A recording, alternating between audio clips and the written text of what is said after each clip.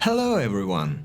In today's video we are going to revisit construction material salvage with the reclaimer, because something has changed, and this change potentially brings back a gameplay loop that many of us had completely abandoned over the past few patches.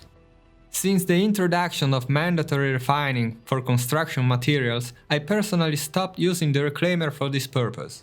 Not because the ship was weak or inefficient in breaking ships, but because the refining system simply did not work properly in Stanton. The refinery terminals were unable to detect salvage ships, which meant that every single crate had to be unloaded manually before it could be processed. And without Excel hangars available at space stations, this created a logistical nightmare that made the entire loop slow, frustrating, and honestly not worth the effort. In cities, it was technically possible to unload everything, but then you needed a second cargo ship to transport the crates back to a refinery station, which meant multiple loading and unloading phases that completely broke the flow of what should have been a satisfying industrial gameplay loop. However, it now appears that this issue has been resolved, so in this video we are going to test two things very carefully. First, we will verify that the refinery terminal can finally detect the reclaimer correctly in Stanton. And second, once we confirm that the system works, we'll run a full salvage session focused exclusively on construction materials, excluding RMC entirely, and evaluate whether this loop is now truly profitable. Just to be clear, this test is entirely based in Stanton, because Pyro works differently due to the presence of Excel hangars, which changes the logistics completely. Before running a full test, I wanted to confirm exactly how the refinery terminal behaves now.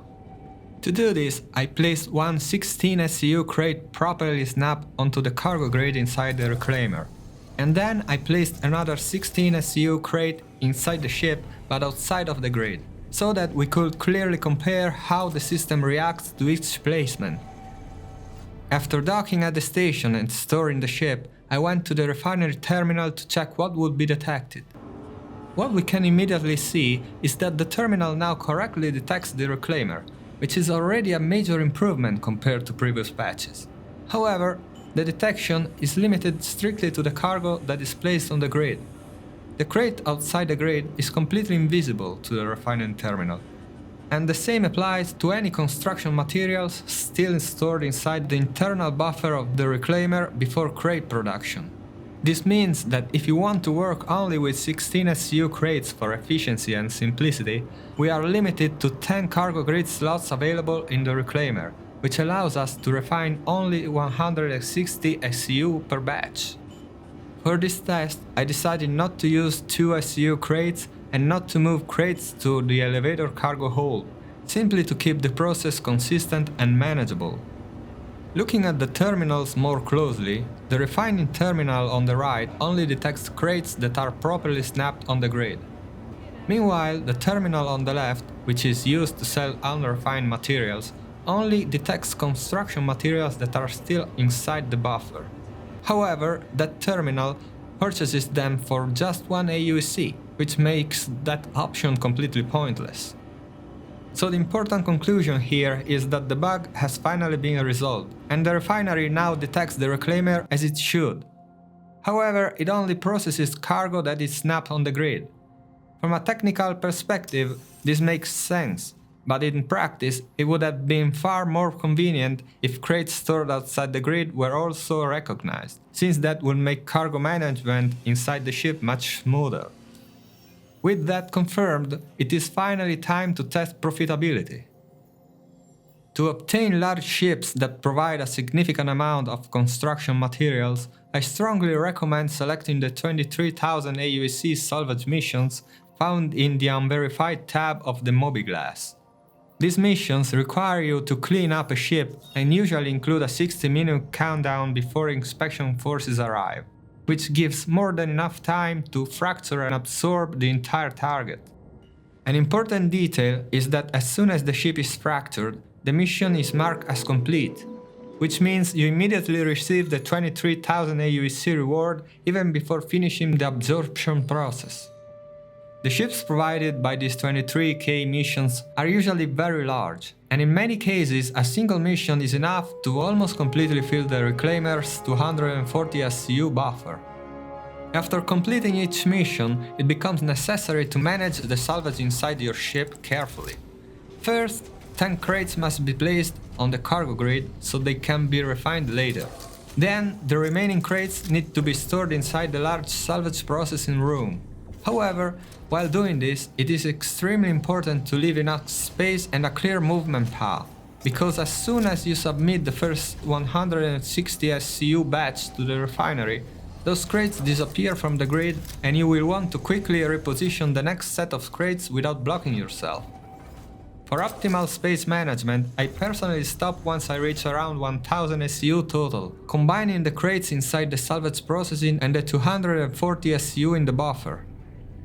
Usually, 4 or 5 missions are sufficient to reach that amount, which means that by this point you have already earned approximately 100,000 aUEC purely from mission rewards, without selling any refined materials yet. The entire salvage phase took me around 30 minutes to collect 736 SCU of construction material salvage. Once the ship is sufficiently loaded, the next step is to travel to HUR L1. The reason for choosing HUR L1 is very simple and very strategic. It has a refinery and, more importantly, it has a terminal that purchases refined construction materials at one of the best prices in Stanton. This means that once the materials are refined, there is no need to load them onto another cargo ship and perform an additional transfer run. Refining and selling can both be done at the same location, which significantly improves efficiency. After docking, it is essential to store the ship, because if the ship remains docked but not stored, the refinery terminal will not detect it. At the refinery, I personally chose Dinyx Solventation because it offers maximum yield at a relatively low cost. The processing time is quite long, but this does not concern me too much because after completing a salvage run I often log off or switch to another activity. The refined materials can always be collected or sold later. The refining process itself must be repeated multiple times. Since only 160 SCU can be refined per batch, the ship must be called again after each order. 10 new crates must be placed on the grid, the ship must be stored again, and another refining order must be started. And here is where we encounter the biggest remaining issue in Stanton. Because the Reclaimer is docked, rather than placed inside an instance hangar, the armistice zone remains active, and inside armistice, tractor beams do not function. This means that every time we need to reposition crates onto the grid, we must undock the ship, fly several kilometers away from the station until the armistice restriction is removed, move the crates into position, and then return to dock again. This entire procedure takes approximately 6 to 7 minutes for every 160 SU batch, which adds a significant amount of downtime to the overall loop. Without this limitation, the refining process will likely take half the time. Despite this inconvenience, the key point remains that the Reclaimer is once again usable for construction material salvage in Stanton, which was not realistically possible before. Now, let's analyze the numbers.